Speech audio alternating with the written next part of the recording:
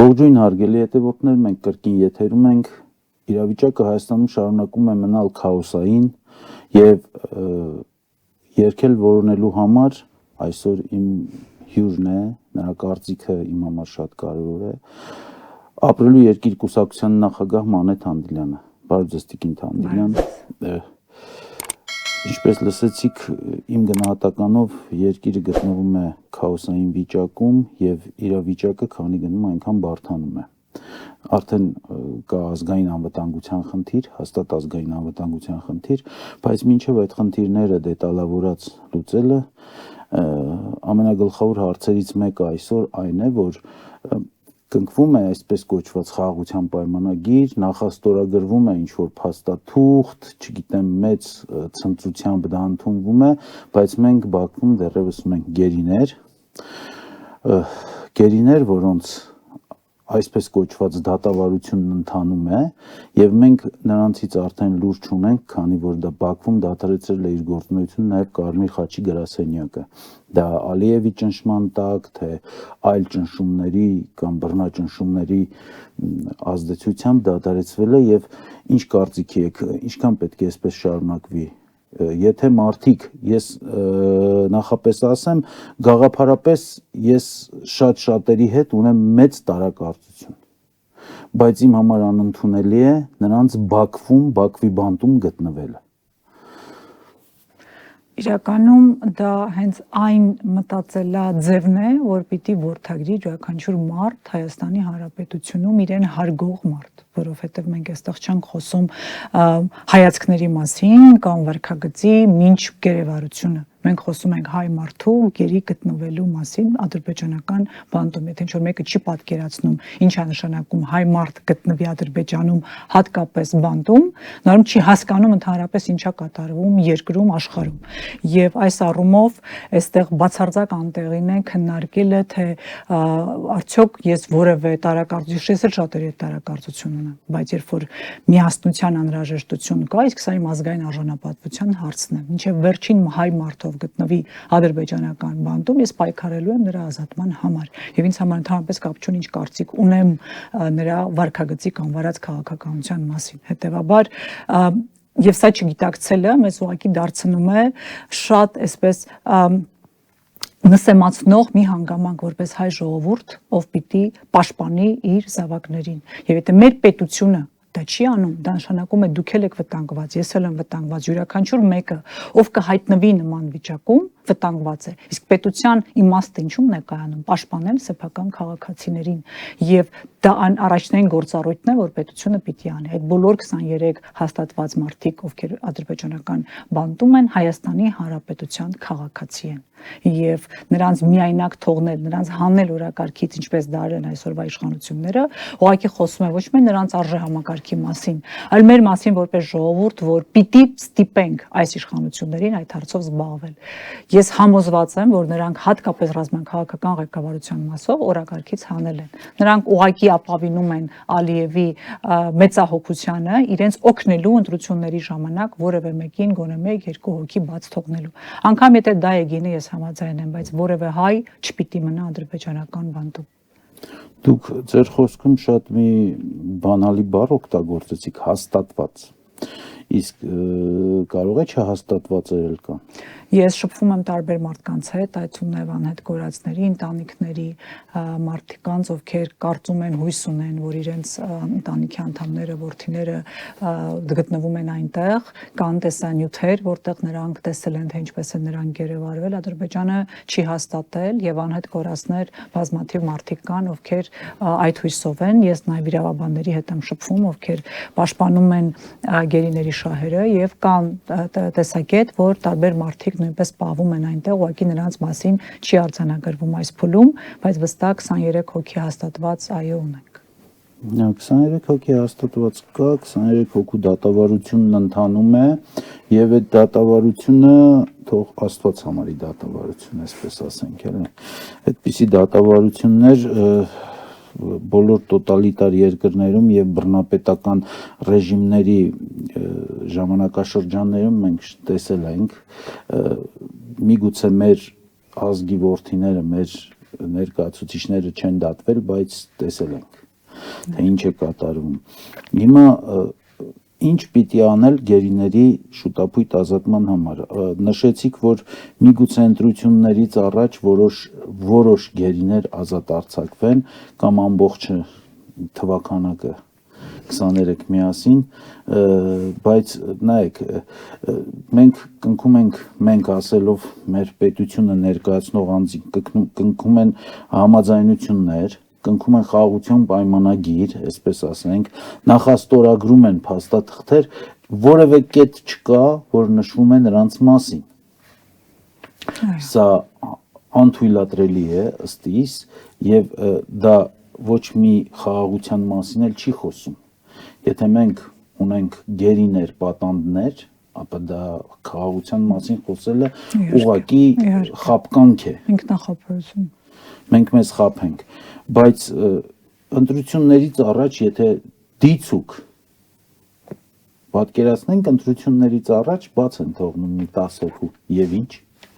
Հիմա տեսեք, նախ 23 հոգու մեջ կան, գիտեք, ռազմաքաղաքական ղեկավարություն, որոնց ես բացառում եմ, որ Ալիևը որևէ պարագայում բաց թողնի, հատկապես մինչև ընտրությունները։ Եվ հատկապես մի հոգու Ռուբեն Վարդանյանին համոզված եմ, որ ոչ մի բաց չի թողնելու, այլև դրանից հետո էլ ու դեռ երկար ժամանակ այդ խնդիրը չի լուծվելու։ Ինչու՞, որովհետև մարդիկ, ովքեր կարող են Նիկոլի իշխանությանը մի փոքր անգամ վտանգ սպառնալ, նրանք մնալու են Բաքվի բանտում եւ սա համաձայնություն է փոխադարձ։ Ես համոզված եմ, որ այստեղ կան իշխանական շրջանակներում ուղիղ առաջին դեմքով մարդու գլխավորությամբ շահառուներ նրանց այդտեղ պահելու, որովհետեւ նրանց վերադարձը նշանակում է խոսել Արցախի մասին։ Հետևաբար ես բացառում եմ, որ մինչև 26 թվականի ընտրությունները եւ երկար ժամանակ դրանից հետո նրանք ազատ կարձակվեն։ Ինչ վերաբերվում է մնացածին, ես զուտ հույս հայտնեցի եւ ինչու սա իմ սոսկ իմ դատողությունն է, ասում եմ, որևէ մեկը թյուրիմացիան մեջ չընկնի, սա իմ վերլուծական իմ մոտեցումն է, իմ դատողությունն է, ես որևէ տվյալ չունեմ նման, բայց սա Ալիևի ողորմածությունն է բացառապես։ Այստեղ Հայաստանի իշխանությունները կապ չունեն։ Իսկ ինչ է նշանակում Ալիևի ողորմածությունը։ Ալիևը ուզում է, որ այս իշխանությունները վերարտադրվեն։ Դա իր այդ նվազագույն շեմով, բայց վերարտադրվելու անհրաժեշտություն ունի Ալիևը։ Նախ եւ առաջ, որովհետեւ այս իշխանությունները սպասարկում են թուրքական շահեր, մասնավորապես ադրբեջանական, եւ որևէ այլ ուժ այս երկրում բարեբախտաբար նման հավակնություն չունի դառնալ ադրբեջանական ուժերի սպասարկու։ Միգուցե այլ մի քանի, բայց դրանք սատելիտներն են իշխանության։ Թողնենք նրանց մի կողմ։ Ինչու եմ սա ասում, որ երբ որ իսկ նրանք շատ ուշադիր հետևում են այս իշխանությունների վարկանիշին Հայաստանում, նրանք ինչ ասացին, ինչպես անդրադարձավ, օրինակ եկեղեցու դեմ այս արշավը բավական վնասել է իշխանությունների վարկանիշին։ Հետևաբար, որպեսզի սրանք որևէ պարագայում այնպես չստացվի, չընտրվեն, նրանք կարող է որոշակի որոշումներ կայացնեն այդ համատեքստում, հնարավորություն տալով այս իշխանություններին դա վաճառել որպես սեփական հաջողություն։ Բայց մենք բոլորս գիտենք, որ նրանք մի բառ անգամ գերիների մասին չեն խոսում։ Սա զուտ Ալիևի որոշում է լինելու, եթե նա որոշի, որ տեսնի, որ այս իշխանությունների ընտրվելուն վտանգ է սպառնում։ Եվ հետևաբար սա ինչ է նշանակում մեզ համար որպես ժողովուրդ։ Ինչպես ես ասացի, գինը մեզ համար կարևոր չպիտի լինի, մեր որդիներ պիտի վերադառնան։ Սա նշանակում է, որ մենք պիտի այդ հարցը դարձնենք այս իշխանությունների ընտրվել-չընտրվելու հարց, օրակարգ բերենք որպես ժողովուրդ։ Եթե մենք դա անենք, Ալիևը եւ այս իշխանությունները ստիպված են լինելու խնդրել, որ Ալիևը բաց թողնի գերիներին, եւ սա կարող է լուծում դառնալ, որովհետեւ այլ լծակ քան դա է ուղղակի չկա։ Դուք շեշտեցիք ձեր խոսքում, որ Կարմիր խաչն են վտարել միջազգային UN-ի ՄԱԿ-ի բոլոր կառույցներին, հանել է Ադրբեջանը իր տարածքից։ Այդքան հանդգնություն եւ սանձարձակություն։ Այո, ինքը այդ կազմում կարողանում է նման վարքագիծ դրսևորել, դարձնել սա նախադեպ, աշխարհի մակարդակով եմ ասում, սա վտանգավոր նախադեպ է, նշանակում է յուրաքանչյուր պետություն կարող է ուժով հարց լուծել, վտարել ՄԱԿ-ի կազմակերպություններին, մասնավորապես Կարմիր խաչը, եւ սա սարսափելի վտանգավոր նախադեպ է։ Ես շփվում եմ ընտանիքների հետ եւ գիտեմ Կարմիր խաչի այնտեղից դուրս գալուց հետո ինչ ծանր վիճակում են հայտնվել մեր գերիները, եւ այս իշխանությունները ուղղակի մոռացության են մատնել նրանց հանել օրակարգից, որովհետեւ նրանք վախեր ունեն այս մարդկանց վերադարձի հետ կապված։ Հետևաբար սա միայն մեր ժողովրդի ճնշման ներքո միջազգային կառույցների, ահա գիտեք, որ Տրամպը շեշտել է այդ մասին 23 գերիների մասին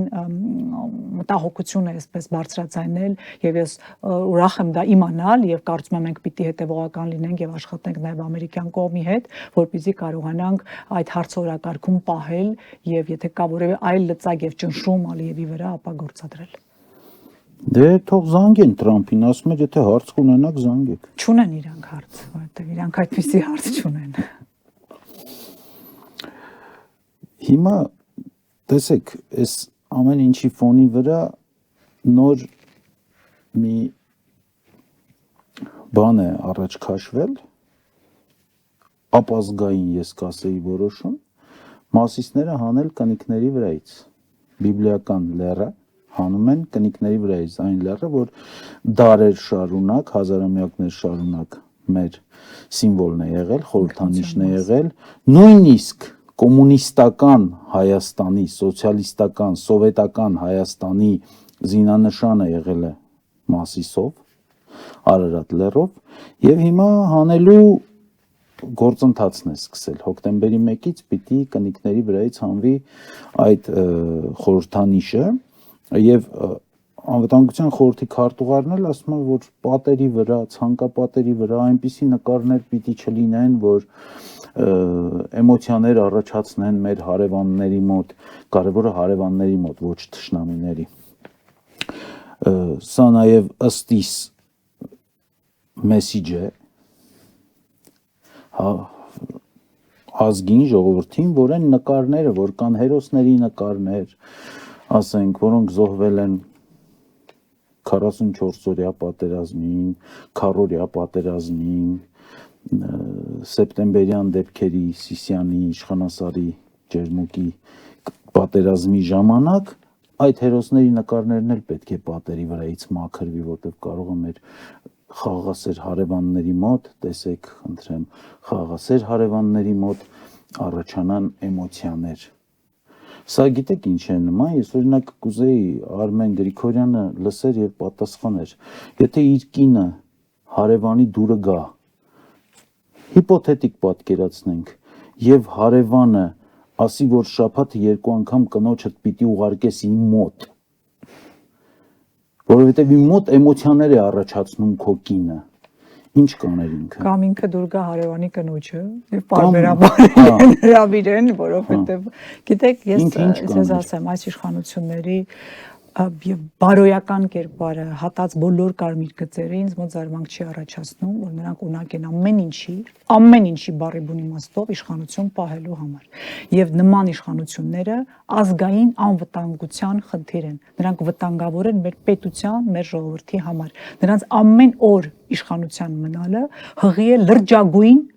վտանգներով ազգային անվտանգության սպառնալիք են։ Սա արձանագրենք եւ ամեն օրը դրա ապացույցն է, նրանց պաշտոնավարման յուրաքանչյուր օրը դրա վառ ապացույցն է։ Լրիվ այդ կերխմի քեֆարա վիճակ է։ Իրանք ուզում են մոռացության տալ մեր ժողովրդին, ուտեն խմեն քեֆանեն, համարեն որ խնդիր չկա, իսկ եթե հանկարծ ինչ որ մեր քայլով որևէ մեկը սադրվում է, ուրեմն պիտի նենց անենք, դա տեղի չունի։ Սա զոհի, սա խելքը կորցրածի վարքագիծ է, ով չի հասկանում, թե իրեն ինչ է սպառնում։ Այսինքն իրենք ժողովրդին գառ են դարձրել, գայլի երախ են տանում։ Եթե մի հատ գառ ա ուզում, տվեք նորից, որ հանկարծ մնացածին չտանի։ Կկուի պատմությունը չգիտեն, իրենք չեն հասկանում, թափես իրենց համար միակ բանը, որ արժեք ունի, դա իշխանությունն է։ Ես ուզում եմ դա մեր ժողովուրդը վերջապես տեսնի, հասկանա, լսի։ Ուրիշ բան այս իշխանության համար արժեք չունի, ոչինչ, ոչ սեփական կինը, ծնողը, նա մեկն էլ իր երեխային էր փոխանակում իբրև թե պոպուլիստական գերիների հետ։ Ոչ ծնողը, ոչ սեփական պատմությունը, ոչ իր տատին, ով հավանաբար կոտորել են Կարսի ցեղասպանության ժամանակ։ Այսինքն, այս մարդիկ ոչ մի բանի մասին են եւ մի զարմացեք իրենցից, ավելի վատ բաների սպասեք իրենցից ու միակ նպատակ ունեցեք այս իշխանություններին օր առաջ հեռացնելը, առանց հաշվի առնելու գործիքակազմը գինը մեր գիշեր-ցերեկ պայքարն է, մեր գիշեր-ցերեկ մարդկանց այս մասին խոսելն է։ Ես ցավում եմ, որ մարդիկ մի քիչ ոնց որ դանդաղ են տեսնում են ինչ որ պահի, բայց այդ ժամանակը իրենք օգտագործում են ահա նման բաներ անելով։ Մեր թիմում խոսում ենք հաճախ, ես ասում եմ, որ գիտեք մասիստն էլ կանեն, ամեն ինչ անելու են իրենք իշխանություն պահելու համար։ Փոխվելու է այս իշխանությունը, ժողովուրդը հիշողությունը վերականգնենք, հիշելու է, մարդկանց սրտերից չեն հանելու Արարատը, չեն հանելու մեր պատմությունը, կարող են փոխել հայոց պատմությունը Հայաստանի պատմության, իրենց ծնված օրից սկսած գրեն պատմությունը, չի լինելու դա, իրենք ժամանակավոր են։ Եվ ես իրենց զգուշացնում եմ, իրենց արած յուրաքանչյուր ապազգային քայլ ուղղակի ժողովուրդը չի ներելու։ Չէ՞ որ այս իշխանությամբ են իրենք պաշտպանված գում իրենց, բայց ժողովուրդը չի ներելու։ Այնպիսի բաներ են իրենք հատել, որ մեր ժողովուրդը, ես համոզված եմ, ներում չեն ունենալու։ Եվ թող իրենք այսպես ցուցակված են։ Հիշելու ենք բոլորս, թե ով եւ ինչ է արել, սկսած առաջին դեմքից մինչեւ վերջին են, քարոզիչներից սկսած են, ծպտյալ նիկոլականներից, որ ավելի այսպես իբր իրենք օբյեկտիվ են մարդկանց ուղեղները լվանալու գործիքակազմով ամբողջ օրը Facebook-ներում եւ սոցհայցերում նստած են։ Դե մարդիկ էլ ամեն օր չեն կարող հետևել ճանաչել ամեն ինչին, հետեւաբար սրանց մեղքը պակաս չէ։ Ով համագործակցեց իրենց հետ, իրենց մեղքը պակաս չէ։ Չասեք վաղը մյուս օր իմ աշխատանքն եմ արել։ Չասեք նման։ Ունեմ բան։ Այո, չասեք բոլորս տուն ունենք։ Որևէ մեկը արդարացում չի ունենալու այն աջակցության ծպտյալ կամ բացահայտ, որ իրենք ցուցաբերում են այս իշխանություններին։ Սա մեր ազգային ամոթն է ունենալ նման իշխանություն, ուղղակի կողքից նայեք։ Խայտարակություն է, հաճախ իրենք այնպես են։ Ես ուզում եմ շղարշ քաշեմ, չտեսնեմ, չիմանամ, որ սա մեր իշխանության վարքագիծն է, սա մեր վարչապետի, մեր երկիրը ներկայացնողի վարքագիծ է եւ այսպիսի բաներ շատ են լինելու մի զարմացեք նրանք ամեն գին պատրաստ են վճարեն իրենց կարող են հիմարի տեղ դնել թե Թուրքիանն է իրենք առանց նախապայմանների են սահման բացում իսկ Թուրքիան ունի բազմաթիվ նախապայմաններ այդ թվում նաեւ Ադրբեջանի հետ հարաբերություններ եւ համոզված եմ նույն ներողություն Արարատի հանելու հարցն է դրված եղել այսինքն մենք ոչ չգիտենք ինչ են խոսում փակ դռների հետևում չեն խոստանում եւ այդ ամեն ինչը քլեչը որ եկավ ինչ ասեց այո կետ կատարում են ինչի մասին էր այդ այցը ինչ պայմանավորվածություններ ունեք որովե մեկի թե թափանցիկություն է իրենց հիշեք ինչ լոզունգներով են եկել ես ուղղակի ուզում եմ ժողովրդին ես ցավում եմ որ այսպիսի իշխանություն ունենք ստախոսների խմբակ է սա եւ իրենք ստելու են խափելու են դավաճանելու են իրենց ուրանալու են ամեն բան այնքան որ պահեն իշխանությունը եւ այսպիսի իշխանությունները ազգային անվտանգության սպառնալիք են նշեցի 22 թվականի իշխանասարի դեպքերը Սիսիանի պատերազմը Ջերմուկի որը շարունակվեց սեպտեմբերի 12-ից 14-15-ը այսպես անցում էին էլ Եվ գիտեք, ձեր ասած կերխմի քեֆանայի ֆոնի վրա հիշեցի, որ նաև արդեն անցել են մեր մշակույթի գործիչներին, դերասաններին, երգիչներին ժողովրդի լեզվով ասած փչացնելուն։ Այն ժամանակ, երբ խնկաբույրը տարածված էր Եռաբլուրի վրա որպես խաչվերած տոն եւ որպես Սիսիանի պատերազմի հերթական տարելից զոհերը խնկարկվում էին Եռաբլուրում Հարութ Փամբուկչյանը ֆեստիվալ էր երգում այն Հարութ Փամբուկչյան որ կարմիր կակաչներ է երգում այն Հարութ Փամբուկչյան որին պատանեկության երիտասարդության տարիներին լսում է Իստանբուլը պիտի դառնա արյան ծով իր բառերով երգած երգերը այս բառերով երգած երգերը այսօր Չնայած իմ համար հեչ տարօրինակ չէ, որովհետև նույն հաջողությամբ ինքը մինչև գոտկատեղից ցած կռացավ, կզեց Սերժ Սարգսյանի առաջ, հիմա հերթական իշխանությունն է կզում է սրանց առաջ, տեսնենք մինչև երբ է կզելու, ու ոչ միայն Հարութ Փամբուկչյանը, շատ այլ մշակույթի գործիչներ կան, որոնք կզում էին նախորդի, կզում էին նախորդի, հիմա կզում են ներկայի առաջ։ Ես ցավում եմ նման իրավիճակներ ամեն անգամ տեսնելիս եւ ուզում եմ ասել, թե ժամանակներն են այդպիսին, բայց մյուս կողմից հասկանում եմ, որ տարբեր ժամանակներում էլ վարքագիծը էականորեն չի փոխվում եւ հետեւաբար միակ բանը, որ կարող եմ ասել, որ հարգելի մշակութային գործիչներ, մտավորականներ, ինչը շատ կարևոր է։ Ձեր քաղաքացիական դիրքորոշումը կարևոր է։ Ես ցավում եմ, որ դուք այն անգամ եթե գիտեք կան քաղաքական մշակութի գործիչներ, ովքեր նիկոլական են, երևի ավելի արժանի են այս փուլում կամ որևէ ուղղություն ունեն։ ճանաչել, որ իրենք այդպեսին են, դա են անում, քան ուղակի իներտ մնալ եւ քաղաքականությամբ չեմ զբաղվում տեքստը դարձնելով այսպես խորհրդանիշ, իբրև բոլոր իշխանությունների հետ աշխատում եմ, բայց դուք կարևոր մարդիկ եք մեր ժողովրդի համար, իրենք ձեզ նայում են, ձեզ հավասարվում են եւ ձեր պատասխանատվությունն է նաեւ ունենալ քաղաքացիական դիրքորոշում, քաղաքական հարցերի մասին, մեր երկրի շուրջ ստեղծված իրավիճակի մասին։ Ցավալի է, որ դուք այդ պատասխանատվությունը չեք զգում, ես միայն կարող եմ այսպես ցածրաձայն ձեր երգերը երգել մտքումս, որովհետեւ հարգում սիրում եմ երգերը, երաժշտությունը, որը ստեղծում եք, բայց շատ կուզեմ, որ որպես մշակութային գործիչներ ունենաք վառ արտահայտված քաղաքացիական դիրքորոշում հատկապես այն օրերին, երբ մեր երկիրը գտնվում է ծանրագույն վիճակում։ Հիմա նայեք, բոլորովին վերջերս, բոլորովին մեկ օր առաջ նոր մշակութային գործիչների հետ կապված, դերասանների հետ կապված նոր մեծ այսպեսի իրարանցում առաջացավ եւ Տիգրան Գյուլումյան ցանկապատ ներկայացման սցենարի հեղինակ, ռեժիսոր, միգուցե սխալվեմ, թողներն ինձ։ Ես իր հարցազրույցն էի լսում, ասում է, ես բոլոր հանդիսատեսներին միանման եմ ընդունում, բոլորն իմ համար հանդիսատես են, Նիկոլ Փաշինյանը հանդիսատես է եղել իմ համար, բայց ներկայացումից առաջ գնում է, դիմավորում է։ Ինձ հետաքրքիր է ուղղակի, եթե ես վաղը գնամ այդ ներկայացմանը, ինձ կգան, կդիմավորեն, կտանեն, պաշտոնապես առաջին շարքում կնստեցնեն, որ բոլոր հանդիսատեսներին նույն ձևով է, չէ՞, ինքը ընդունում, ընկալում, դիմավորում։ Հիմա ես հասարակ մահկանացուց, որ գնամ իր ներկայացմանը, հաջորդ ներկայացումը, չգիտեմ, երևի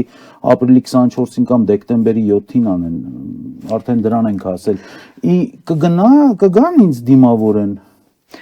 Ես նույնպես լսել եմ հարցազրույցը, ճիշտ ասած, որովհետև ցավում եմ ամեն անգամ նման դեպքի համար եւ շատ ուզում եմ օբյեկտիվ տեսնել իրավիճակը։ Նա նաեւ շեշտում է, որ այլ մարդ նույնպես Արուս Մանսուրյանը, թե չեմ սխալվում, եկել է եւ ինքը դիմավորել է, բայց ես նաեւ լսեցի, որ Փաշինյանը այնտեղ մասնակցել է հրավերով, որքանով է դա ճիշտ չեմ կարող ասել, բայց եթե այդպես է, դա ցավալի է։ Միևնույն ժամանակ ակնհայտ է, որ դա ճիշտ չէ եւ հանդիսատեսը տարբերվում է եւ այո, այնտեղ ըստ իր խոսքերի ակնհայտ է, որ վերաբերվել է որպես երկրի վարչապետի, ինչպես ինքն է ներկայացնում։ Բայց այստեղ դա չէր ինձ համար կարեւոր, այլ նաեւ այն, որ այդ անձը, որ այսօր վարչապետի պաշտոնն է զբաղեցնում, կանգնած դաս էր տալիս դերասաններին եւ բացատրում, թե իրենք ինչ պիտի սովորեցնեն իրենց բեմադրությամբ։ Հենց դրա մասին էր պարոն վարչապետ մեր ներկայացումը։ Փորձում էին արդարանալ։ Հենց դրա մասին մեկ այլ քաղաքացի կարող էր կանգնել այդտեղ դիսկուրս սարքել թեմայից դուրս։ Արդյոք դա էր ձևաչափը։ Իսկ դուք կարող եք ասել, պարոն վարչապետ, սա մեր ձևաչափը չէ, եթե կարծիք ունեք, հանգիստ կարող եք արտահայտվել ձեր Facebook-յան էջում, ինչպես սովորաբար անում եք։ Օրինակ, կամ այս առումով ուզում եմ ասել, որ դաս տալու, այդ կարգի հրավիրելու, իր ուղերձները տեղավորելու սցենարիստի տեքստերի մեջ, որ ահա այս պիտի դուք ասեք, ահա սա էր, ահա սարսուռ ինձ համար, որ պաշտպանված թիկնապահներով նա փորձում էր համոզել ու ապացուցել, որ դուք սխալ բան եք բեմադրում։ Դուք ճիշտ չեք ասում եւ նա էլ փորձում էր արդարանալ, որ չէ, հենց այդ ենք ասում, ինչ որ դուք եք ուզում։ Ահա այս պատկերն էր անընդունելի եւ ես կարծում եմ, որ դերասանները առնվազն եթե հայտարարում են կամ սցենարիստները, որ քաղաքականությամբ չեն զբաղվում, չզբաղվեն կամ եթե զբաղվեն պատշաճ կերպով եւ այդ արդարացումը, ինքնաարդարացումը ուղղակի շատ տխուր էր եւ շատ տգեղ։ Շուտով կլրանա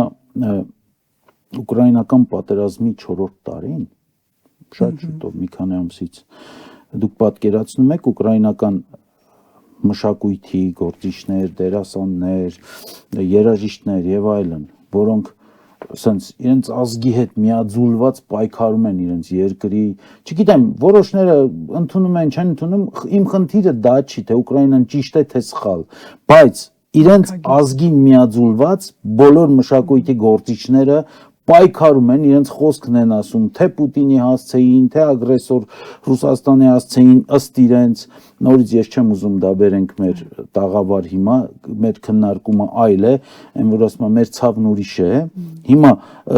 պատկերացնում եք այդ ուկրաինացի մշակույթի գործիչների ես 4 տարի է արդեն որևէ մեկի բերանից մի բառ չեմ լսել։ Ընդ որում դա այն պարագայում ապազգային բառ չեմ լսել։ Այո, երբ որ նրանք սերտ կապված են Ռուսաստանի մշակույթի հետ, նրանց բեմերի հետ, ժողովրդի հետ, չէ, նրանց մշակույթները միաձուլված են եւ նրանց արտիստները նույնպես Ռուսաստանի արտիստներ են համարվել եւ հակառակը, այսինքն այդ այսպես միաձուլված են եղել ու հիմա այս դեպքից հետո նրանց վարքագիծն ու նրանց պահվածքը եւ նրանց շնորհված է Ռուսաստանի ժողովրդական արտիստի կոչում, նրանց Ուկրաինայի ժողովրդական արտիստի կոչում, բայց այս իրավիճակում նրանք իրենց քաղաքացիական եւ հայրենասիրական դիրքորոշումը վառարտայտած իրեն ժողովրդի կողքին են, որը շատ բարձր գնահատականի արժանի։ Եվս մեկ բան հիշեմ, էլի Վախթանգ Կիկաբիձեին հիշում եք։ Իհարկե։ Ռուսական ագրեսիայի ժամանակ դիրքորոշումը իր ազգային դեմքը ոնց պահեց այդ մարդը։ Եվ ես դա եմ հենց ասում, որ դուք մշակութային գործիչները, արտիստները ճանաչված են եւ ունեն հեղինակություն լավ թե վատ, ժողովուրդը իրենց մեկը սիրում է, մեկը ոչ, եւ իրենք ունեն լսող, հանդիսատես եւ իրենց քաղաքացիական դիրքորոշումը անհրաժեշտ է, հատկապես երբ որ այսենց ծանրագույն ամեն քայլի մասին չեմ ասում, ամեն պահին չեմ ասում, ասում եմ, երբ որ ձեր երկիրը խայտարակ ծանր վիճ, այսպիսի պատմական ծանրագույն դարաշրջան ենք ապրում։ Մենք սա գրքերում ենք կարդացել, որ սենց վիճակներ ա եղել պատմության դասագրքերում մեր երկրի հետ։ Հիմա այսօր նույն վիճակում ենք, այսօր կորցնում ենք մեր հողը, դուք շեշտեցիք 22 թվականի սեպտեմբերի դեպքեր, մենք տարածք ենք կորցրել Հայաստանի Հանրապետության ինքնիշխան տարածք։ Ադրբեջանական զորքը Հայաստանի Հանրապետությունում է։ Եվ դուք համարում եք, որ ֆեստիվալ պիտի անեք ու գնաք երգեք այդտեղ, ամենայն հարգանքով բոլորի հանդեպ։ Դուք կարող եք ուղղակի հրաժարվել։ Մի բան էլի մշակույթի գործիչ լինելը անկեղծ եմ ասում դա յուրահատուկ տաղանդ է։ Յուրահատուկ տաղանդ է, ոչ ոք այդ տաղանդը իրենց մեջից չի կարող հանել։ Այո, եւ իրենց անհրաժեշտ է ժողովրդի սերը միայն, ոչ թե իշխանության, այլ ժողովրդի։ Այո, վերջին հաշվով մենք պատմություն ունենք եւ կոմիտաս ունենք որպես մեր երաժշտության աստված, մեր երաժշտության հայր, մեր երաժշտության նախահայր, մեր երաժշտական արվեստի, երաժշտարվեստի նախահայր։ Ու կոմիտասի գոնե կերպարը հարգելով օրինակ վերցնել։ Ընդհանրապես սա պետք չի Վախթանգ Կիկաբիձեից օրինակ վերցնել կամ ուկրաինացի արվեստի ու մշակույթի գործիչներից օրինակ վերցրեք կոմիտասից եւ նրա ճակատագիրը այսօր դուք ուրանում եք այդ այնց մեծ երաժշտի ճակատագիր, որը Եղեռնի զոհերից է եւ մենք այդպիսի նահատակ ենք ունեցել որպես Եղեռնի հետևանք ու դուք այդ պատմությունները իմանալով դուք կարողանում եք դրանք ուրանալ ես էլ եմ ասում ամենևին Քավլիցի հետքերով գնալը չի հարցեն է չմոռանալ մարդը անասունից դրանով է տարբերվում որ ունի հիշողություն եւ այդ հիշողությունը իր ինքնության մաս է էլի էմոցիաները մի կողմ ամեն ինչ սառնասիրտ քաղաքականություն այդպես է պահանջում բայց դա չի նշանակում վայր դնել հատկապես այն գործիքակազմը եւ զենքը որ դու ունես պաշտպանելու քո այսօրվա Հայաստանի Հանրապետությունը բայց դու քեզ զրկում ես այդ գործիքներից ուրեմն դու պետականադավ իշխանություն ես ուրիշ բնութագիր իրենք չունեն Եթե Հրանտ Մաթևոսյան չեն կարդացել գորե հիշողության մասին տողերը պիտի կարդացած լինեն այո դա հենց հիշեցնում Խաղաղության պայմանագիր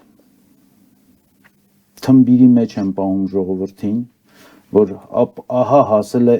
այն երազած խաղաղությունը, որ մենք դարերով երազել ենք, չգիտեմ որ դարերով ենք երազել, բայց երազել ենք, տարիներ շարունակ երազել ենք խաղաղություն, վերջապես մենք հասել ենք այդ խաղաղությանը։ Ըստ իս այն, որ զենք չի կրակվում, որևէ թնդանոթ կամ հրթիռ չի աշխատում, դա դեռ խաղաղություն չէ։ Իհարկե։ Եվ այդ խաղաղության պայմանագիր կոչվող թղթոնը ոչ մի ձևով ի վիճակի չէ բերել խաղաղություն։ Ինչ կարծիք։ Այն որ այդ փաստաթուղթը ստորագրվել է, որպեսզի Նիկոլ Փաշինյանը կարողանա վերարտադրվել երկրում, Հայաստանում ընտրությունների նախաշեմին, ես կասկած չունեմ եւ նորից եմ ուզում ասել, որ սա Ալիևի այսպես նվերն էր Փաշինյանին։ Հիմա ինչ է պարունակում փաստաթուղթը։ Առաջին հերթին այնինչ պարունակում է ցավոք սրտի միակողմանի զիջումների տպավորություն է թողում։ Ինչու եմ այսպես ասում, որովհետև եթե դա չունի հավելված, եթե դա չունի հավելված այն մասին, որ օրինակ Հայաստանի տարածքով եթե ամերիկյան որևէ միջամտություն կա, ես կուզենամ, որ նույնը լինի Ադրբեջանի տարածքով, երբ որ մենք անցնենք։ Մի բառ տեսել եք, մենք Ադրբեջանի տարածքով գնալու ենք, գանք, թե ոչ։ Մի բառ այդ մասին չկա։ Այդ նույն ամերիկյան վկայությամբ, ընդ որում վկայություն բառը պատահաբար չի։ Փաստորեն ձեր ասածով, որ Ալիևը նվեր է անում, Թրամփը Ալիևի գործիքն է նաև։ Ես այսպես ասեմ, որ արևմուտքը շահառու է, որպեսզի այստեղ նաև բացի այն որ ռուսական ազդեցությունը թուլանա, դա առանձին թեմա է, բայց նաև որ լինի խաղաղություն յուրաքանչյուր գնով։ Արևմուտքի համար ինչ կապ ունի ում գնով։ Ով կվճարի այդ խաղաղությունը։ Եվ Հայաստանը եթե պատրաստ է վճարել սիրով, եւ դա նորմալ է իրենց տեսանկյունից, ես լրիվ հասկանում եմ եւ ընդունելի է, հասկանալի բան է դա։ Ինչ կապ ունի ում շահերի հաշվին իրենց համար։ Եթե Հայաստանը պատրաստ է զիջել իր շահերը, խնդիր չեն տեսնում եւ ճիշտ են վարվում։ Ընդ որում չասեմ, որ իրենց շահերից խիստ բխում է նաեւ Իրանի վերևում չէ ունենալ ներկայացվածություն, սա ուղիղ իրենց շահերից է։ Ես էլի եմ ասում, այո, յուրաքանչյուր երկիրի շահն է հետապնդելու։ Այստեղ հարցը մենք ինչ ենք անում։ Մենք կողմ ենք առհասարակ այդ կողմ նկատի ունեմ ոչ թե կողմ կամ դեմ, այլ ընդհանրապես մենք կապ ունենք այդ թղթերի հետ։ Դա որոշում Ալիևի եւ Տրամփի մակարդակում։ Մենք կանչում են Արցախի վրայի ինչ որ օբյեկտ։ Արցախուրդից են կանչել Նիկոլ Փաշինյանին, որ գա թուղթ ստորագրի։ Մարդը այդ օրերին Արցախուրդ էր գնացել։ Անտեղյակ էր, որ ինչ որ բան պիտի ստորագրի։ Խառնված իրար այդ բաների շուրջ նստած, այսինքն այս ամեն ինչ ախր եւ վիզուալը երևում, չէ՞ որ դա միայն կոմունիկացիան խոսքով չի եւ վիզուալ կոմունիկացիա կա։ Ակնհայտ է, որ Հայաստանը մասնակցություն չունի այս ամեն ինչին, որոշում են եւ ելի եմ ասում, մի բան պիտի արվեր, որովհետեւ խաղաղություն խոսել էս տարիներ շարունակ անդադար եւ դա իրենց միակ ընտրվելու շանսն է, որ ժողովրդին խափեն, որ կա խաղաղություն, այս թղթով փորձ է արվում այդ խապկանքը ստեղծել։ Կարող է այս թղթը դառնալ խաղաղություն։ Կարող է, եթե լինի պետականամետ իշխանություն, բայց քան դեռ այս իշխանությունն է, այն ոչ միայն չի դառնա խաղաղություն, այլ այն կդառնա Ադրբեջանի տարանցիկ ճանապարհ, որով իրենք օգտվելու են Նախիջևան գնալ գալու համար։ Մի բառ հիշեցնեմ այդ փաստաթղթից։ Անխափան ելումուտ ադրբեջանական, անխոչնդոտ, անխափան։ Ինչ նշանակում հայ մաքսավորը սահմանապահ կարող է կանգնացնել բեռը ստուգել։ Սրանք ասում են այո, հարցում եմ, կարող է ասել չպիտի անցնի, որովհետև օրինակ ես համարում եմ, որ ին տարածքով նման ապրանք չի անցնելու։ Եղավ որ խափանեցինք, եղավ որ անխոչնդոտ չէր։ Հետևաբար ոչ չի կանգնեցնելու հայ մաքսավորը, ոչինչ չի ստուգելու սահմանապահ։ Եվ այս առումով այդ ձևակերպումներն արդեն իսկ ցույց են տալիս ինչի մասին է խոսքը։ Հիմա ես ասում եմ, այս նույն փոխադարձությունը կա Ադրբեջանի տարածքով մեր անցնելու։ Ասում են կա։ Որտեղ։ Այս փաստաթղթերում ասում են տարածաշրջանային կոմունիկացիաների բացումը։ Այս փաստաթղթում նշված է տարածաշրջանային բոլոր կոմունիկացիաների բացումը, բայց հատկապես ահա։ Հիմա ես ասում եմ բացում Ադրբեջանը, ասում է անցի իմ տարածքով, սիրելի հայ մարդ։ Որ հայնա առանց անվտանգության երաշխիքի հետ տեղով անցնելու, բայց այնինչ ադրբեջանցին անցնում է ամերիկյան ճանապարհով, ուղիով, որտեղ ոչ մի Տրամփի անունով, որտեղ նրան անխոչնդոտ ճանապարհ է հատկացվել։ Պուտինի անունով դառնա, այսօր Զախարովն ասում էր ինչ ուզում են անեն, մենք ենք վերահսկել։ Այո, դա ինչ որ մեկի շահն է, բոլորը տեղ շահ ունեն, բացի Հայաստան կողքից նայում, մեկն լինի վերահսկի, այնքան որ ասենք սա խաղաղության իմիտացիա է, չկոչեն սա միջանց, հանկարծ որ մեկը շփոթվում է, Տրամփը շփոթվել միջանց գրել, Նիկոլ կոչել Տրամփը 3 անգամ կորիդոր բառը օգտագործեց։ Այդ եմ ասում, այսինքն բովանդակությունը դրա միջանց է։ Նիկոլ Փաշինյանը կողքը կանգնած, ասենք նայեք, մենք նորից զուգահեռ անցկացնեմ Ուկրաինա, Հայաստան, Զելենսկին իրեն թույլ տվեց օվալային սենյակում հակադարձել եւ հավասարը հավասարի հետ խոսել Թրամփի եւ Դիվենսի մեղայականով եկավ։ Կապ չունի, հետոն ինչ եղավ, բայց պահպանեց իր ինքնությունը ազգային, արժանապատվությունը, պաշտպանեց իր երկրի շահերը։ Հիմա մենք Ներքին լսարանի համար անընդհատ լսում ենք, որ դա միջանցք չէ, դա միջանցք չէ, ձեզ խափում են, դա միջանցք չէ, բայց Թրամփը այդ նախաստորագրվող փաստաթղթից անմիջապես հետո 3 անգամ նշեց կորիդոր բառը, Ես ուզում եմ փաստենք։ միջանցք բառը, եւ Նիկոլ Փաշինյանը չասեց Դոնալդ չգիտեմ ինչովիչ։ Ախր տեսեք ինչ է, որովհետեւ ինքը բովանդակությունն ու բառը ձևը, չէ, ձև կա ու կա բովանդակություն։ Հիմա անունը ուրիշ է, բովանդակությամբ ու դրա համար է Թրամփը բարբերաբար օգտագործում, բովանդակությամբ միջանցք է, բայց ես էլ բան եմ ուզում ասել։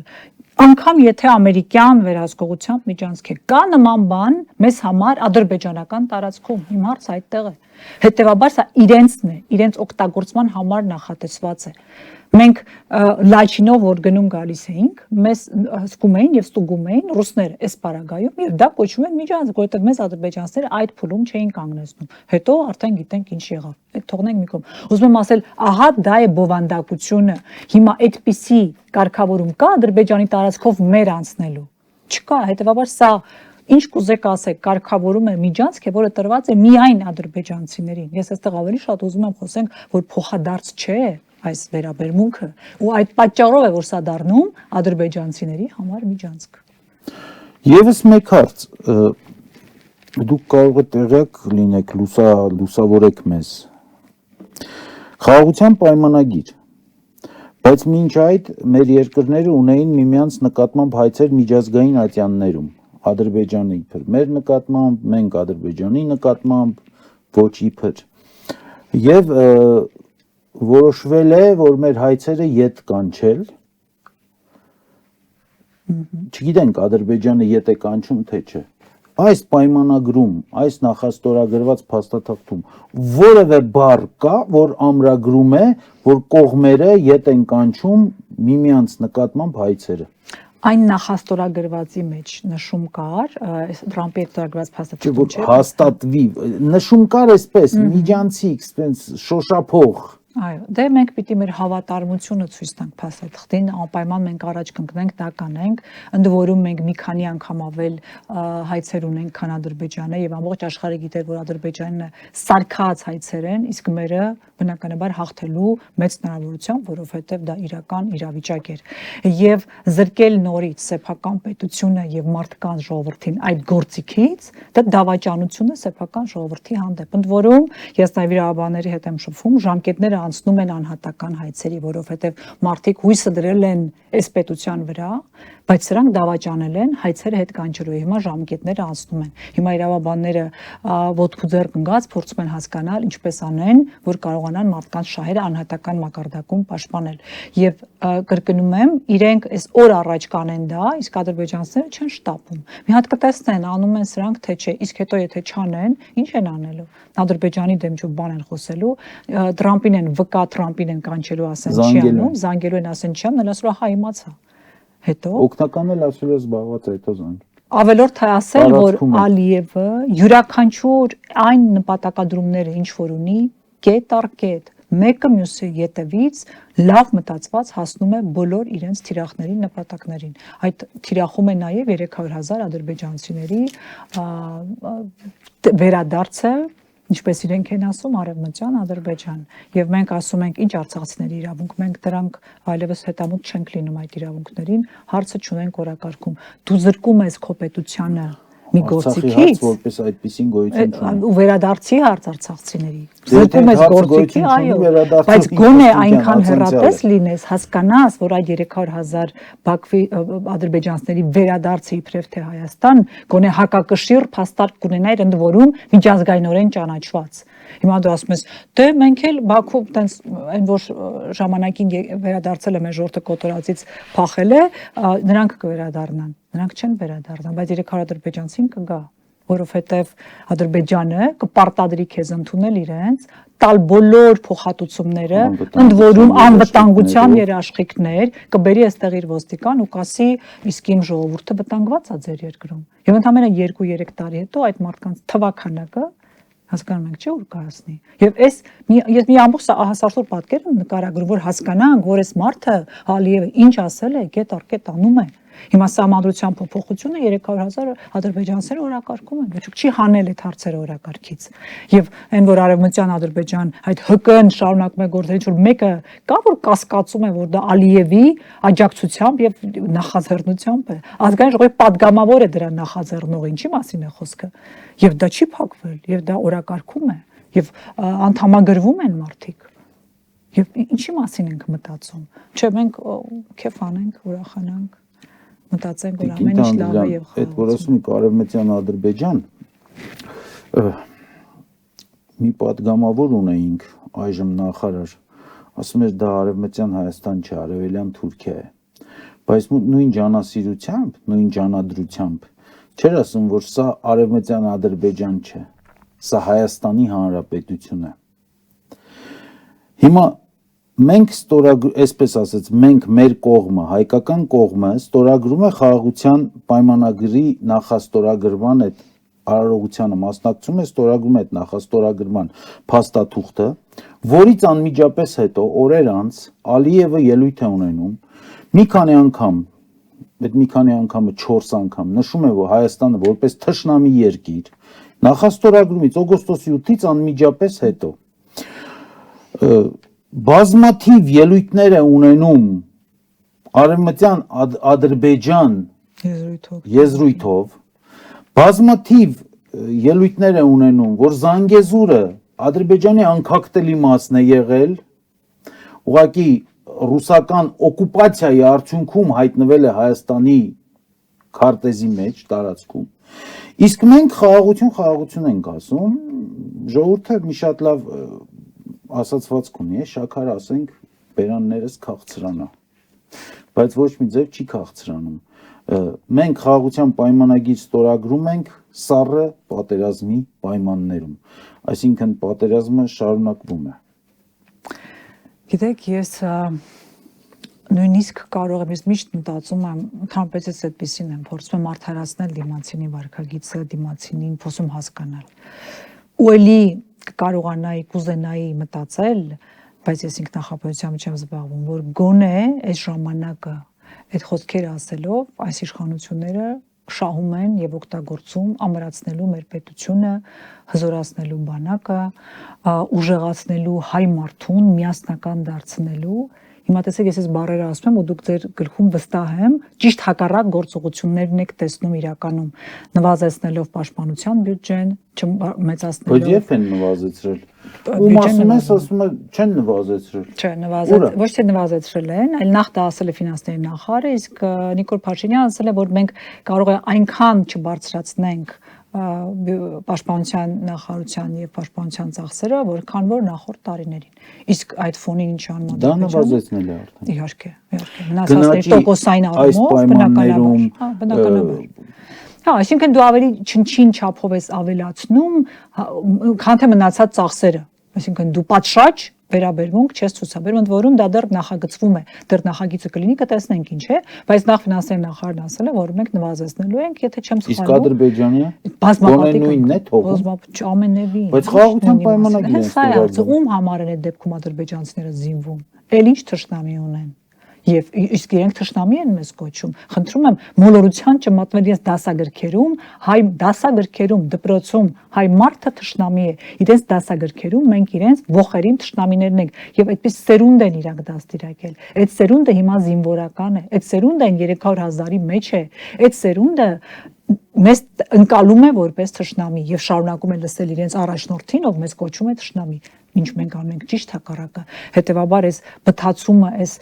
թմրության մեջ պահելը մեր ժողովրդին, կրկնում եմ ազգային անվտանգության սպառնալիք է այս իշխանությունը։ Էլի եմ ասում, եթե իրենք այս ժամանակ օգտագործեն ամրացնելու մեզ, ես կասեմ, փորձում են արտաքին բան պահել եւ ժամանակ շահել, բայց ոչ, իրենք անում են ճիշտ հակառակը։ Իրենք պարակտում են ամբողջ ազգը ամեն օր։ Եկեղեցու դեմ էս կեղտոտ քարոզ արշավես, արշավը որ կազմակերպվել է առաջին դեմքի առաջնորդությամբ, սա պարակտում չէ, ու պարակտիր եւ հաղթիր։ Այսինքն սա այս մարդիկ ուղղակի զբաղված են, ասում եմ, մեր պետականությունը քանդելով, մեր ազգային արժանապատվությունը ոտատակ տալով։ Ամեն օր իրենց հանդուրժելը մեր ազգային ամոթն է։ Ես միշտ ասում եմ, ես ինքս ամաչում եմ, որ ես քաղաքական գործիչ եմ, որ այս մարդիկ դեռ իշխանություն են։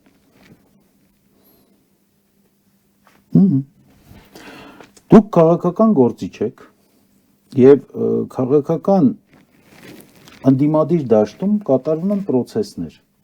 Որքանով եք պատրաստ մասնակցել այդ process-ներին։ Զոր օրինակ Լուիսի բանակի ղեկավար Կարեն Արայանը գիշերը 5:20 տեսանյութ էր հրապարակել, որ աշխատում են եւ այլն եւ նախաձեռնվում է նաեւ կլոր սեղան։ Հուսով եմ եւ համոզված եմ դուք էլ հրավիրված եք այդ կլոր սեղանին, օրինակ ինչով եք ուզում նպաստել այդ քաղաքական ընդդիմադիր քաղաքական դաշտի կոնսոլիդացիային։ Խոսքս իհարկե պարլամենտական ընդդիմության մասին չէ։ Ճիշտ ասած, ես առաջին անգամ դա լսեցի, երևի նոր իրադրություն է, կտեղեկանամ։ Ինչ եմ ուզում ասել ընդհանրապես մեծ հաշվով վերցրած։ Ես ոչ միայն քաղաքագործիչ եմ, այլ շատ իրատես եւ պրագմատիկ, եւ ես հասկանում եմ նաեւ ռեսուրսների սակավությունը եւ դրանց ճիշտ օգտագործելու անհրաժեշտությունը։ Մենք հասկանում ենք, որ իշխանության ռեսուրս չունենք եւ նաեւ մենք պիտի հասկանանք, որտեղ ենք ի վիճակի ծախսելու մեր ռեսուրսը։ Եվ մյուս կողմից պիտի հաշվարկենք ժողովրդի ակնկալիքները, նրանց հիասթափություններ պարբերաբար չառաջացնելու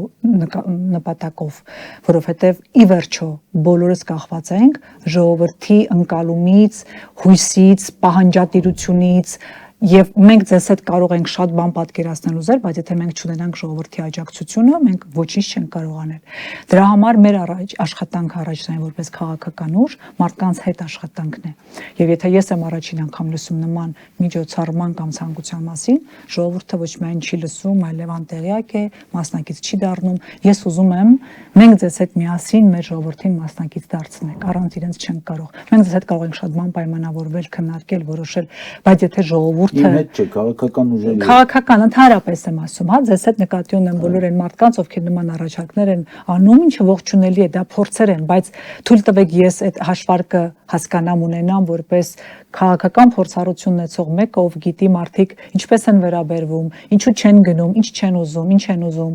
Ես կողմ չեմ արհեստական միավորումների, ասեմ ինչու։ Մեր ժողովուրդը պատճառ ունի, այսինչի պատճառով չընտրել, քան սրա խաթր, սրա համար ընտրել։ Եվ ես որպես տարբեր ընտրությունների մասնակցած մարդ եմ ձեզ ասում։ Նրանք շատ հաճախ ասում են, այ քեզ հավանում ենք, բայց այն մեկին ձեր թիմում, ասեմ, այսինքն նրան այնքան չես հավանում, որ նրա պատճառով ինձ էլ չես ընտրում կամ հակառակը։ Եվ ես հասկանում եմ դրա հետևանքը։ Մարդիկ ի վերջո ասում են, դե ոնց որ ուժ չկա, էլի գնանք սրա Ինչի՞ չեն միանում իրար, մարդկանց հիմնական պահանջը է։ Ընդդիմադիրները։ Այո։ Չէ, ես շատ եմ շփվում, հիմա ամեն երկրորդը, եթե ոչ 3-ից 2-ը պահանջ է առաջանում իրենց մոտ։ Ինչի են ամեն մեկ իր կոմքաշում, ինչ չեն միանում իրար։ Ես ես վստահաբար կարող եմ ասել հետևյալը, երբ որ այդ բոլորը միավորվեն, այդ բոլոր նույն մարդկանցից, ովքեր ձեզ դա ասել են, ինչի այս մեկը դրա մեջ։ Ասելու այս մեկը ինչի է դրա մեջ, ու դրա պատճառով չեն կընտրի իրան ու հետևաբարով մնաց տակը։ Մնաց այդ նույն իշխանությունը, որտեղ նա միասեռ է, իսկ մենք տարբեր։ Եվ մարդիկ այդ ակնկալիք ունեն, մենք չգիտեք ինչ եմ սա ուզում պարզել։ Ես չեմ առաջարկում ընտրությունների միավորում, որ միանան գնան ընտրությունների։ Ես այս մարդիկ ըստիս, ովքեր որ այդ կլոր սեղան են նախաձեռնում եւ այլն, առաջարկում են միանալ, որ չգնան ընտրությունների։ Այդ ինչ որ մի քիչ այլ բաներ միանանք չգնան։ Գիտեք, ես ասեմ, ես շատ ուզում եմ, որ այս երկրում իշխանություն փոխվի եւ այդ նպատակի համար ես նաեւ հաշվարկներ եմ անում։ Ու երբեմն ոչինչ համար հաճելի եզրահանգումների գալիս։ Ինչ պիտի անեմ ես դրա համար։ Հաճախ ես կարող եմ եւ փորձ անեմ միավորվեմ մարդկանց հետ, որոնց հետ միգուցե այլ պարագայում չմիավորվեի, անկեղծ ասում եմ։ Եկեք հերո չգնանք նույն Բագրատ Սրբազանի, հարգարժան Բագրատ Սրբազանի շարժումը, որտեղ ես քայլել եմ մարդկանց հետ, ում հետ երբեք չեմ կարող դաշինք կազմել, մասնակցել ընտրությունների, անկեղծությամբ ասում եմ։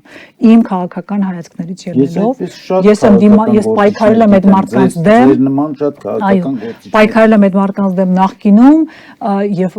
համաձայն չեմ այն ամենի հետ, ինչ իրենք արել եւ համարում եմ այս իշխանություններին իրենց վարած քաղաքականության հետևանք եւ ծնունդ, բայց ես ուզում եմ երկրում իշխանություն փոխվի եւ ես դրան անմասն չեմ մնալու։ Մենք դա անում ենք թիմով տարբեր տեղերում իշխանափոխություն անելով լոկալ մակարդակում, բայց ինչ եմ սա ասում, որ այդ օրակարգը ինձ համար կարեւոր է, բայց պակաս կարեւոր չէ պահպանել ժողովրդի վստահությունը եւ այդ վստահությունը քվե դարձնել իշխանափոխության համար, որովհետեւ ես տեսնում եմ ընտրությունների միջոցով իշխանափոխության հնարավորություն, եթե մենք խելացի գործենք, անպայման չի, որ մենք միասին գնանք, բայց շատ կարևոր է, որ մենք համախոհություն ունենք, իրար չվարկաբեկենք, իզուր տեղը իրար ճակատներ չբացենք իշխանության փոխարեն։ Եվ ես կուզեմ, որ ամեն մեկը իր տեղում անի իր գործը իշխանափոխության համար, որից հետո ես վստահ եմ, որ լեզու կգտնենք, բայց մենք երբ որ միավորվում ենք, մարդիկ պատճառ են գտնում այդ ընտրությունը չանել։ Տիկին Թանդիլյան, այդ միավորման հրաշալի օրինակ է բոլոր քաղաքական միավորների, քաղաքական գործիչների, անհատ անձանց հրաշալի մենք օրինակ ունենք մեր պատմությունում 1996 թվականի նախագահական ընտրությունները, երբ ամբողջ ընդդիմադիր դաշտը միավորվեց ԱԺՄ առաջնորդ Վազգեն Մանուկյանին, առաջադրեց միասնական թեկնածու նախագահի։ Տեսակ ինչ եղավ։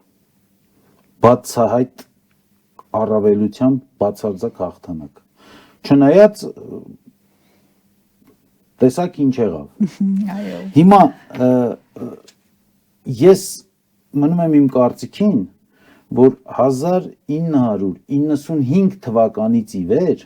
հանում եմ 90 եւ 91 թվականի ընտրությունները։ 1995 թվականից ի վեր Հայաստանի Հանրապետությունում ազնիվ, արդար, մաքուր, թափանցիկ ընտրություններ չեն անցկացվել։ Եվ ընտրությունով նորից հիմա կկրկնեմ սա լոկ իմ կարծիքն է, իմ համոզմունքն է։ Ընտրությունով Հայաստանում այս քաղաքական համակարգով, այս պետաիրավական համակարգով, իշխանական համակարգով, ղեկավարման համակարգով ընտրությունով ոչինչ չի փոխվելու։ Սա իմ կարծիքն է։ Ուղղակի ուզում եմ նաև ձեր խորհուրդը, լինելով այն անձը, որը սկզբունքային դրսևորում ցուցաբերեց, հրաժարական ներկայացրեց նախարարի պաշտոնից անմիջապես կառավարության նիստից հետո, քաղաքական դեմոկրատ քաղաքական գործչին հարիր կեցվածք դրսևորեց սկզբունքային ու ասեց, որ ես իմ սկզբունքներին դեմ չեմ գնա, այն ինչի դեմ պայքարել եմ որպես ընդդիմություն չեմ կարող ընդունել որպես իշխանություն։ Ես գնացի առանց ինձ արեք ձեզ անսկզբունքային քայլերը։ Ինչ խորհուրդ կտայիք այսօրվա նախարարներին։ Ես հրաժարական եմ ընջացած կարծիքի համար, ինձ համար դա ես կարծիք չեմ ասել, փաստ եմ արձանագրել ամենը։ Իրականում դուք ճիշտ եք, որ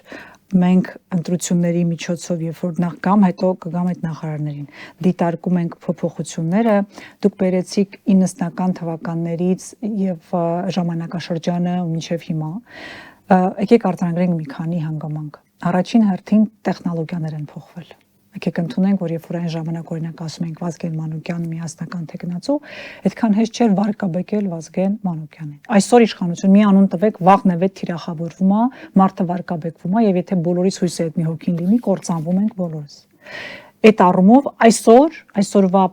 պրոպագանդան, այսօրվա 96 թվականի Վազգեն Մանուկյանին էլ էին վարկաբեկում։ Չէ, այսօրվա հնարավորությունները մի քաղաքական գործիչներին էլ էին վարկաբեկում։ Իհարկե, բայց այսօրվա ինֆորմացիոն դաշտը այն ժամանակ ու այսօր եւ գործիքակազմը բացարձակ այլ էր։ Այսօր տարատեսակ ինֆորմացիա կա, աղավաղված, մարդիկ ճիշտը ստից չեն տարբերում եւ անդադար տեղի ունենում ամեն օր։ Հա, կարևորը այնտեղ հանկարծ մեկը չի բանանում։ ու այս ամեն ինչի մեջ ինֆորմացիոն էս հոսքերի մեջ շատ բարդ է եւ պահպանից մարդիկը սուրբ են ուզում ընտրել մեկը մեղսավոր լինի չէ իրան մի հատ մեկը մի բան լինի արած սրբեր չեն իջնում քաղաքական գործիչները դա նաեւ մեր հայրենակիցներն եմ ուզում ասել եւ պետք չի ակնկալել որ բոլորը sense եսի միջ բայց մենք այս իշխանությունը կարողանում է այնպիսի պախարակում անել որ մարդը ուղղակի կործանում է ամբողջ իր քաղաքական գործունեություն պատմություն կյանքը վարկաբեկվում է նույն հոգեվորականներին տեսեք ինչ են անում ուղղակի հոգեվորականներին հիմա գալով այդ տեխնոլոգիաներով եւ ընտրություններին բայց նաեւ լավ կողմին հիմա դուք ասում եք որ չեք հավատում տեսեք ընտրությունները ունի երկու բնութագիր ազատ չէ free and fair ազատ եւ արդար ընտրություններ որ ընտրությունները արդար չեն միանշանակ կարող եմ ստորագրել իսկ արդար չի ինչու որովհետեւ իշխանությունը միշտ օգտագործել է իր լծակների իշխանական վարչական ռեսուրսը անում է դա այսօր անելու է 26 թվականի ընտրություններին բանակի վրա է ճնշում գործադրելու վախացնելու է բոլորին քրեական գործերը կարելու աշխատանքից ազատելու վախերով այսինքն ամեն գործիք ինչ ունի իրեն մոնստր է սարքելու իսկ ինքը այդքան վախենալու չի բոլորը օգտագործելու այդքանով հանդերձ մի 17 18 20% հավաքելու է բայց միևնույն ժամանակ ուզում եմ ասել որ ամեն դեպքում նրանք ընտրությունները այսօր ազատ են ինչ առումով դուք կարող եք հանգիստ գնալ տեղամաս եւ ընտրել Միշտ էլ հանգիստ գնացել ու մնացած բոլոր մեր 2 միլիոնից ավել ընտրողները եթե ցանկություն ունեն հիմա տեսեք ազատ գնալ չի նշանակում գնալ այնտեղ անել սեփական ընտրություն հիմա ձեզ կարող են վախացնել ձեզ որ ասում կներեք եկեք միջին վիճակագրական մեր չմպետական որ քեզ կազատենք գործից որևէ մեկը չի կարող իմանալ դու ինչ ես ընտրել այս ժամանակաշրջանում, այս դարում դու ակյան ես քո ընտրությունը եւ դուրս գալիս։ Եթե դու որոշում ես անել ճիշտ ընտրություն քո խղճի համոզմունքի համաձայն, որը այդ թիվը արձանագրվելու է։ Հիմա այստեղ գալիս եմ ընտրատեղամասից դուրս աշխատանքին։ Արձանագրվեց թիվը տեղում, ես մասնակցել եմ 2-3 ընտրությունների արդեն 17-ից սկսած բոլորին։ Եվ տեղամասում արձանագրված թիվը ես տեսել եմ ԿՀ-ի կայքում։ Սա ազնիվ պիտի խոստովանեմ, որևէ մի ձայն մեզ տված կամ մեկ ուրիշի, որտեղ մենք հաշվում ենք նաև մնացածի ձայները, չի խեղվել ընտրատեղամասից հետո։ Այ մինչև այդ ռեսուրսը, որ օգտագործվում է, այ դա է խնդիր։ Հիմա կարող եք գնալ անել ձեր ընտրությունը, սիրելի ժողովուրդ, գնացեք արեք, որևէ մեկը չի տեսնում։ Դուք կարող եք գնացեք ինչ ուզում եք պատմեք, ասեք ԿՊ եմ ընտրել 5 անգամ, բայց արեք ձեր խղճի մտքի կամոք ընտրություն։ Եվ մի տրվեք այդ վախերին, դա ձեզանից է կախված, դուք վախենում եք, դուք չգիտեք ինչից եք, մի վախեցեք, եթե չեք հավանում, ընտրեք նրան ու հավանում եք, եւ ոչ ոք դա չի իմանում, տեխնոլոգիաները, որոնք այսօր ներդրված են, պիտի խոստովանեմ, այդ հնարավորությունը տալիս են, քվեաթերթիկները այնտեղ ասում առաջինը ԿՊ-ին են տվել, ճիշտ է, այդպես են անում, դուք մի ընտրեք ԿՊ-ին, տակից հանեք ձեր նախընտրած կուսակցությանը, ես գիտեմ, որ այդպես են անում։ Լավ, այդ ընտրություններին որ մոտենանք կասենք։ Այո, դա պիտի երբ որ մենք ասում ենք ընտրությունների միջոցով չի լինում, շատ ուզում եմ սա արձանագրել, մարդիկ չեն գնում ընտրության, երբ որ իրենք չեն գնում, որովհետև հիասթափվում, մտածում են իրենք բան որոշող չեն, երբ որ չեն գնում, իշխանությունը հաղթում է, ինչպես եղավ Երևանում, 27% մասնակցության պարագայում Ավինյանը հավաքեց 30 քանի տոկոս ձայն եւ իրեն սատելիտ ուժով հանրապետությունով դարձավ վերընտրվեց։ Հանրապետությունը դիմադիր ուժ չի։ Բարև ձեզ։ Բարևել ենք մենք արդեն հաղորդում Չէ, մի հատ եւս։ Ուզում եմ ասել, որ տեսեք, ընդամենը 30% էին հավաքել, ընդ որում 27% մասնակցությամբ։ Հիմա պատկերացրեք այն բոլոր մարդիկ մասնակցեին։ Ախր չմասնակցողը դիմադիր ձայն է։ Համաձայնվում եք, չէ՞, ինձ հետ որ իշխանության ջատագովը գնում է ընտրության։ Չի գնում նա ով դժգոհ է, ով հիասթափված է, դա դիմադիր ձայն է։ Եվ այս մարդկանց չգնալը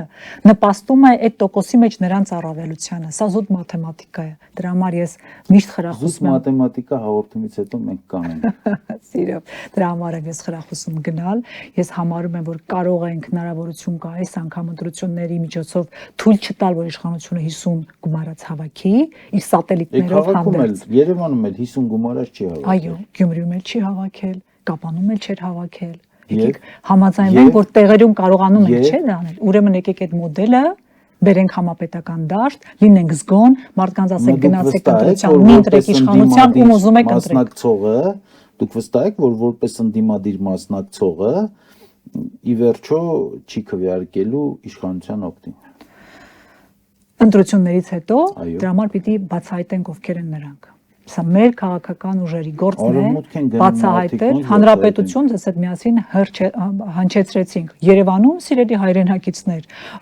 հարգարժան հանրապետություն կուսակցությունը աջակցել է ԿՊ-ին վերընտրվելու ուղղակի օրինակ եմ ասում ես ամեն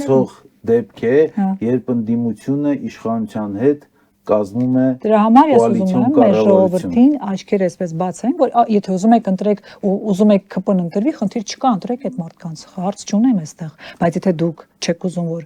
իշխանությունը վերարտադրվի լինելու են ուժեր որոնց անունները կտանք մեկինը տվեցինք հանկարծ չընտրեք իրենց որովհետև դուք ընտրում եք այսօրվա Հիմա իշխանությունը դուք ինչ խորհուրդ կտաք այսօրվա կառավարության այսօրվա անդամներին մարդ մնալ իրենց խղճին չդավաճանել որովհետև իշխանությունը ժամանակավոր է եւ ձեր խիղճը ձեզ հետ միշտ է ապրելու ել չեմ ասում որ ժողովրդի ցասումը չի ուշանալու շնորհակալություն ինձ հյուրընկալվելու ես համար շնորհակալ եմ Համարյանը անկեղծ ասեմ հետաքրքիր հաղորդում ստացվեց ինձ նույնպես շատ հետաքրքիր է դասդ մենք մաղթենք ժողովրդին որ լծվի համբերությամբ լծվի ցասումով եւ ինչպես Տիկին Թանդիլյանն ասեց ցասումը չի ուշանալու